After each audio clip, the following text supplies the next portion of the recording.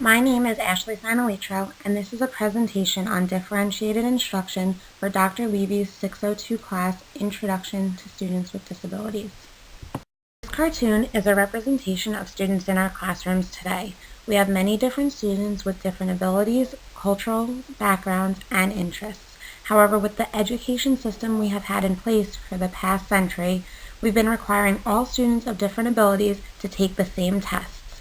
As in the cartoon, for a fair selection, everybody has to take the same exam. Please climb that tree. Today, the one-size-fits-all education system that we have in place will not work for all of our students. All of our students cannot possibly learn the same thing at the same time in the same way, using the same materials, and pass the same assessments with the same exact score. If we keep the education system in place the way it's been for the past 100 years, many of our students will fail because today each student has many different needs, whether it's a cultural need, an interest need, a family need, or a disability need. Since we are in the 21st century, that one-size-fits-all model of education does not fit all. So we needed a solution. That is where differentiation came into play.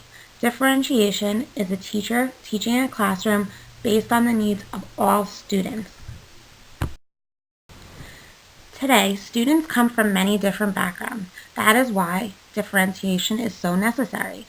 Students may have lived in this country for their entire lives, in that town, in that one house, while other students may have just moved here at the beginning of the school year and may have English as their second language. Some students will go home to two parents who can help them with their homework and read to them every night, while other students may go home to a babysitter because their parents are working so hard just to keep food on the table. That is why it is so important that teachers are aware of the background of each and every student. Therefore, they can carefully choose teaching methods and plan lessons that will help all students from different backgrounds who have different learning needs in the classroom be successful both in the classroom, out of the classroom, and on state assessments. Along with having students of different backgrounds in the classroom, there also will be a diversity amongst your students in the classroom. You will have students from different races, whether they're Caucasian, African American, Indian, Native American, or Asian, and you will also have male and female students in your classroom. Besides being a diversity amongst race and sex, there is also a diversity amongst learning styles. Some students will want to learn with their hands in a tactile way, while other students might want visuals. They might like to read the words on a PowerPoint and see pictures to go along with it. Other students might need an audio. They might need to listen, and that's how they get their information, while other students might actually need to get up, move around, and be doing things to learn. So knowing the diversity in your classroom is extremely important when educating groups of students in the 21st century. When planning a curriculum today, teachers need to not only focus on the backgrounds of their students and the different diversities in the classroom, they also need to focus on the different disabilities. According to IDEA in 2004, students must receive the most appropriate education in the least restrictive environment possible. Therefore, many classrooms that used to be general education are turning into inclusive classrooms where students range in ability from low to extremely high. One classroom can have students who are ESL, have speech-language impairments, have learning disabilities, vision or hearing loss, and even students on the autistic spectrum. Therefore, a teacher needs to work with the general education teachers, the special education teachers, and the different paras in the school to meet the needs of each student's individual IEP, work on meeting the student goals, and also making sure that each student meets the different curriculum requirements by the end of the year. Additionally, all students in our classrooms today will have different interests. Some will like math, while others will like reading and writing. It is our job as a teacher to incorporate the different interests in all of our students into one lesson. We need to find that one thing that will spark an interest for each student, no matter the subject area. At the beginning of the year or the beginning of a new semester, it is extremely important to find out the point where each student is coming in. That way, you know their readiness level, because there may be times where students are reading at a much lower level than other students in the class. Some of the different things as a teacher that you can incorporate in your class to help these students are to make small reading groups, make more opportunities for direct instruction of the weaker students, and have the stronger working students work individually, and also make different activities or products that are more structured and concrete. 50 to 60 years ago, many of our classrooms would only include one type of students. They would be either all disabled, all general education, and they may have even all been from one race. However, today, many of our classrooms look like the students in this picture. They're from different races, different backgrounds, and have all different ability levels. Therefore, teachers need to make a plan to differentiate their instruction on a daily basis to make sure that each student is extremely successful.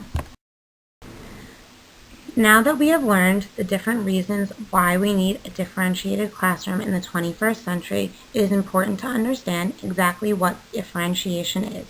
Differentiated instruction is teaching with the child in mind rather than adopting a standardized approach to teaching and learning that seems to presume that all students of a given age are at the exact same place academically. Therefore, teachers will be educating students based on a varied curriculum and varied instruction each class period. Teachers will work on different approaches that will build on what students need to learn, how they learn it, and how they have expressed what they have learned. Differentiated instruction is also a method of instruction where students are given a wide range of ways to access the curriculum. Some students may be pulled away in one classroom in a small learning group, while other students may work independently. Some students may participate in hands-on activities, while other students are participating in writing assignments.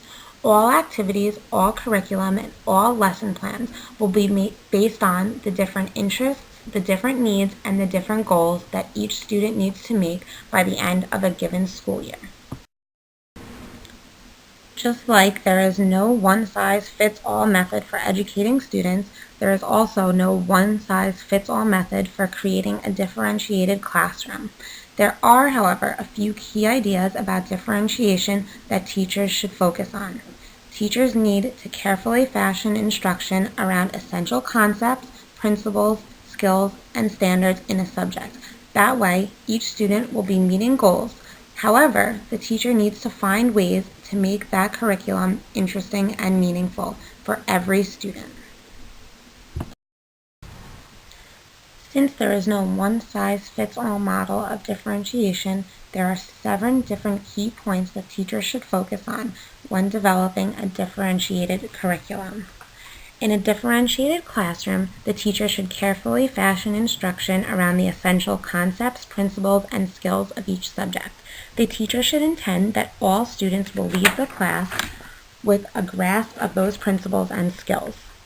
Also in a differentiated classroom, the teacher is well aware that all humans and students share the same basic needs for nourishment, shelter, safety, belonging, achievement, contribution, and fulfillment.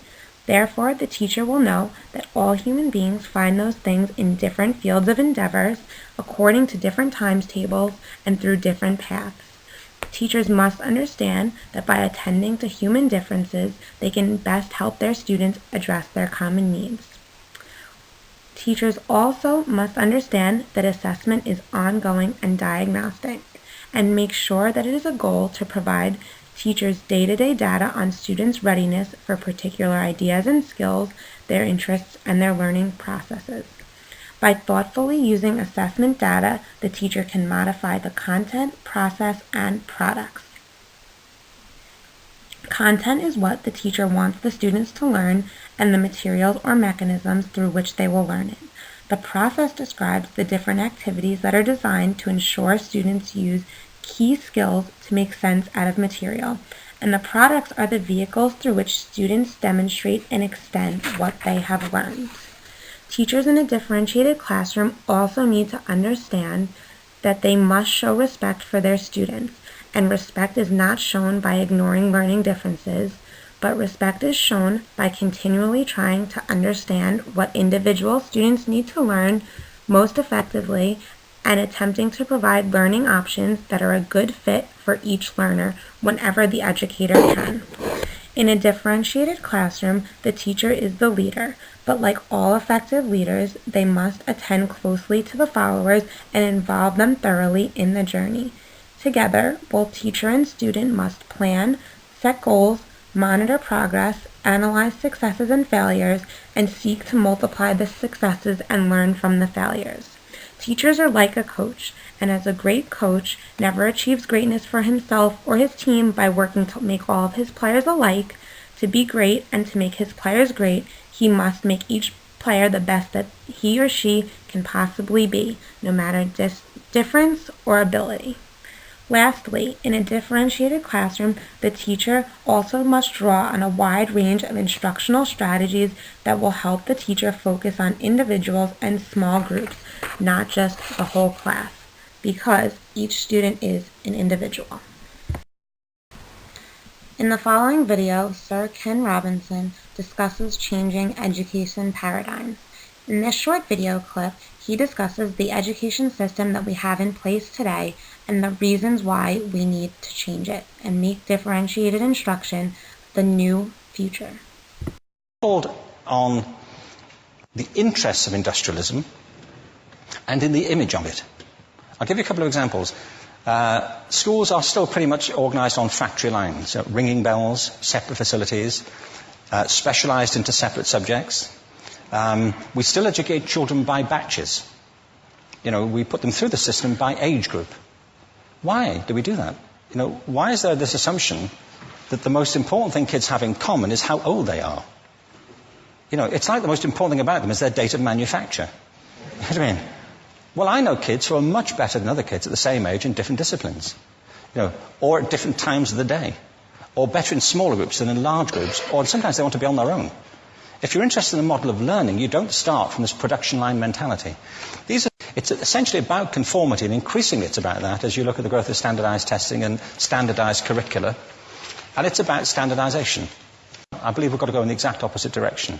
That's what I mean about changing the paradigm. As we saw in Ken Robinson's video, we cannot continue to educate our students the way we have in the past. Students need to be educated based on their different learning styles and different needs. Therefore, teachers must figure out a way to make differentiation work. How can they do that? Differentiation of instruction needs to be a teacher's response to the learner's different needs. It needs to be guided by general principles such as respectful tasks, flexible grouping, and ongoing assessment and adjustments. Teachers can differentiate in 3 different areas, both the content, the process, and/or the product. And they can differentiate based on students' readiness, interests, and learning profiles. There are many different strategies that teachers can use to differentiate instruction in the classroom. Some of these strategies can include jigsaw activities, small group instructions, while others are independently studying, tiered centers, varying organizers, questions, writing prompts, and even texts. I currently work in middle school inclusive classroom. In this classroom, we have students with all different learning needs. On a daily basis, we do many things to differentiate instruction. We always have visuals along with audio lessons. Also, we have many different activities where kids can use hands-on, kinesthetic, or even write if they prefer. All of our questions and writing prompts are differentiated to each student's ability. We also provide exit cards at the end of each day to see what each student has learned, where they need to go, and also what they want to know. Differentiated instruction, if used the right way, can be an extremely beneficial way to instruct our students of the 21st century. In a differentiated classroom, we are teaching to the needs of all of our different students. However, a differentiated classroom should still feel like a community. It shouldn't be like we're in 3 different classrooms. All of our students should feel like they belong.